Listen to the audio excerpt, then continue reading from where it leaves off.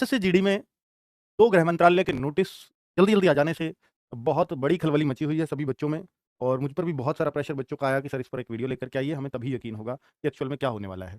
बच्चों, एक तो आपको मालूम होगा कि सीआरपीएफ का नोटिस आया था अभी 5-6 दिन पहले, जिसमें बताया गया था कि सीआरपीएफ में 1.3 लाख वैकेंसीज़ यानी 1.29 कुछ दिया था, 1,29,000 वैकेंसीज़ जो है खाली हैं और ये जल्द भरी जाने की उम्मीद है या भरवानी है।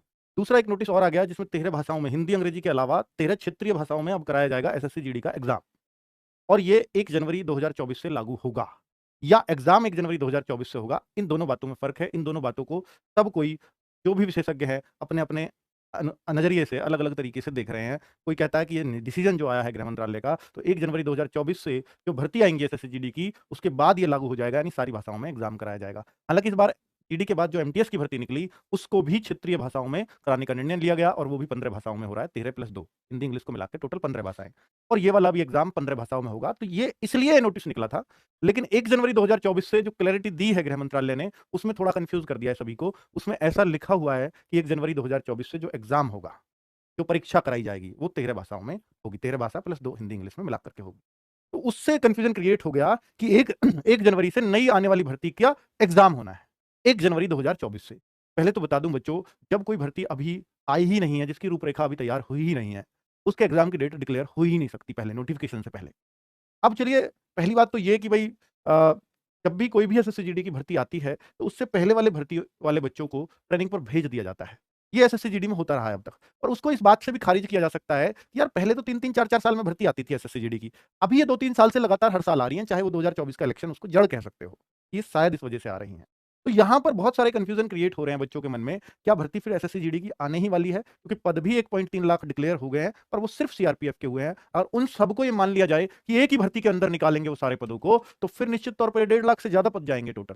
1.5 लाख से ज़्यादा भर्ती होंगी क्योंकि 1.3 लाख तो सीआरपीएफ में ही है, बाकी मिला के 20,000 तो हो ही जाएँगे। तो ये जो चीज़ें हैं कि क्या सीआरपीएफ का एक ही बार में सारे पदों को भर देंगे? ऐसा पॉसिबल नहीं है। पॉसिबल भी नहीं है ऐसा। ठीक है? तो मैं ये सारी चीज़ें आपको बिंदुवार क्लियर करता हूँ।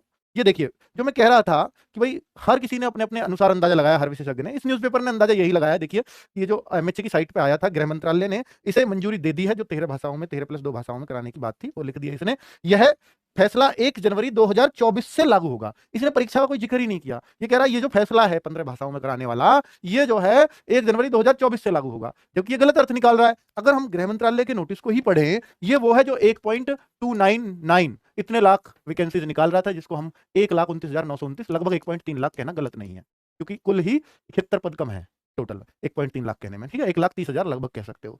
तो ये जो है कि देखिए, न्यूज़पेपर कह रहा है कि 1 जनवरी 2024 से फैसला लागू होगा, जबकि गृह मंत्रालय का खुद नोटिस ये कह रहा है कि हिंदी और अंग्रेजी के अतिरिक्त, देखिए बात किसकी चल रही है, कांस्टेबल जीडी, कर्मचारी चयन आयोग द्वारा आयोजित प्रमुख परीक्षाओं में से एक है, जिसे देश भर में लाखों उम्मीदवार भाग लेते हैं। पता ही है आपको, 54-55 लाख बच्चों ने अभी के फॉर्म भी भरा था, ठीक है? हिंदी और अंग्रेजी के अतिरिक्त 13 क्षेत्रीय भाषाओं में परीक्षा का आयोजन 1 जनवरी 2024 से कराया जाएगा, या 24 से होगा।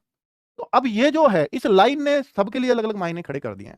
यार परीक्षा की डेट तो डिक्लेयर नहीं हो सकती नोटिफिकेशन से पहले, और वो भी इतना पहले, क्योंकि अगर नोटिफिकेशन आया भी, हमने मान लिया कि यार तुम्हारे पास पद भी हैं, तुम 2024 के इलेक्शन के लिए भी तैयारी कर रहे हो, तुम चाहते हो ज़्यादा से ज़्यादा रोज़गार देना, तो वो सब मान लिया हमने। लेकिन जिस वैकेंसीज़ को अभी 3 महीने से पहले तो एसएससी की साइट पे भी कुछ नहीं आना, तो उसमें आप ये कह सकते हो क्या कि 1 जनवरी 2024 उसके एग्ज़ाम की डेट है? ये थोड़ा-सा मुश्किल है कह पाना, क्योंकि इतना सटीक आइडिया शायद ही कभी दे पाते हैं। कि आपने एसएससी की साइट पे भी देखा होगा कि वो भी ये लिखते हैं कि जनवरी 2024 में एग्ज़ाम, वो कभी 1 जनवरी नहीं लिखते।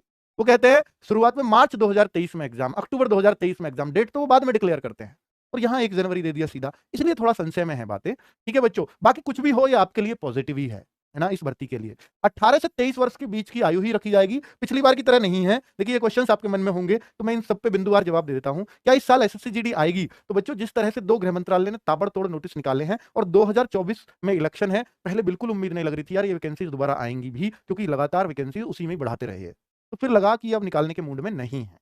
तो अब 2 नोटिस आए हैं, तो निश्चित तौर पर 1 जनवरी 2024 से कुछ तो कवायद शुरू होनी है, जब इतनी बात लिख दी है तो फिर तो इस भर्ती पर पूरा जोर है गृह मंत्रालय का कि यही इलेक्शन जिताने वाली है उनको। तो कुल मिलाकर के अब ऐसा लग रहा है कि वैकेंसी इस साल आएँगी। इस बात को स्पष्ट किया जा सकता है। अगर आएँगी तो कब पता चलेगा? बेटा, आएँगी का पता तो सिर्फ तभी चलेगा जब एसएससी अपनी साइट पर डाल दे। बाकी सब तो बच्चों ऐसे चलता हुआ आता ही है। ठीक है। एसएससी अपनी साइट पे कब डालेगा? एसएससी अपनी साइट पर जब 2 बार डालता है कैलेंडर को अपडेट करके। एक तो वो दे देता है दिसंबर में ही, जनवरी के आने वाले कैलेंडर को, और एक अब देगा जून के लास्ट में या जुलाई के शुरू में। तो जून जुलाई में एसएससी का कैलेंडर अपडेट हो जाएगा, जिसमें दिल्ली पुलिस भी ऐड होनी है और एसएससी जीडी भी अगर आनी होगी तो ऐड हो जाएगी, और वरना तो मान लेना कि नहीं आएगी। ठीक है। अगर आएगी तो कब और कितनी वैकेंसीज? वैकेंसीज मैंने बता दी है कि यार सीआरपीएफ की जो 1.3 लाख आपको दिख रही है, ये एक साथ तो नहीं आएंगी। इनको टुकड़ों में निकाला जा सकता है, क्योंकि इतने तो शायद इतने ज्यादा बड़ी भर्ती निकालने के लिए उन पर ट्रेनिंग कराने के इतने साधन नहीं है। ठीक है, निश्चित तौर पे ये कहा जा सकता है। अगर भर्ती आई तो क्या इस बार भी एज में छूट मिलेगी? अगर भर्ती आई तो इस बार एज में छूट मिलेगी। अगर आप इस नोटिस को गौर से पढ़ें तो इसने साफ स्पष्ट कर दिया कि 18 से 23 साल की एज ली जाएगी, और इसमें अनुसूचित जाति, एससी एसटी और ओबीसी को जो है नियम अनुसार जो 3 साल 5 साल की छूट है वो मिलती रहेगी। तो ये ही दिया है बच्चों। पिछली बार स्पेशल कंडीशंस लगा के उन्होंने कोरोना वालों को एक बार तो मौका मिलना चाहिए, कोरोना की वजह से जो समय बिगड़ा है उसकी वजह से उन्होंने 2-3 साल की छूट आपको दे दी थी। इस बार नहीं लगता कि छूट मिलेगी अगर भर्ती आई तो। एग्जाम पहली बार 15 भाषाओं में होगा। जी हाँ, एसएससी एमटीएस की तरह जो क्षेत्रीय लैंग्वेज बच्चों, क्योंकि ये भर्ती स्टेट वाइज होती है, इसकी कट ऑफ एसएससी जीडी की स्टेट वाइज लगती है, तो इस वजह से जो भर्ती होगी वो अब वो कहते हैं जब स्टेट वाइज कट ऑफ लगा रहे हो तो उनकी स्टेट में आपको एग्जाम भी लेना चाहिए, उनकी लोकल लैंग्वेज में आपको एग्जाम भी लेना चाहिए। तो उनको मजबूर मत करो बंगाली बच्चे को हिंदी और इंग्लिश में पेपर देने को। तो ये इन्होंने इसलिए फैसला लिया है क्योंकि बंगाली बच्चा है, मराठी बच्चा, वो अपनी भाषाओं में ही ज्यादा कंफर्टेबल होता है, उसको उसकी भाषा में ही पेपर देने दीजिएगा। तो एग्जाम पहली बार 15 भाषाओं में होने जा रहा है।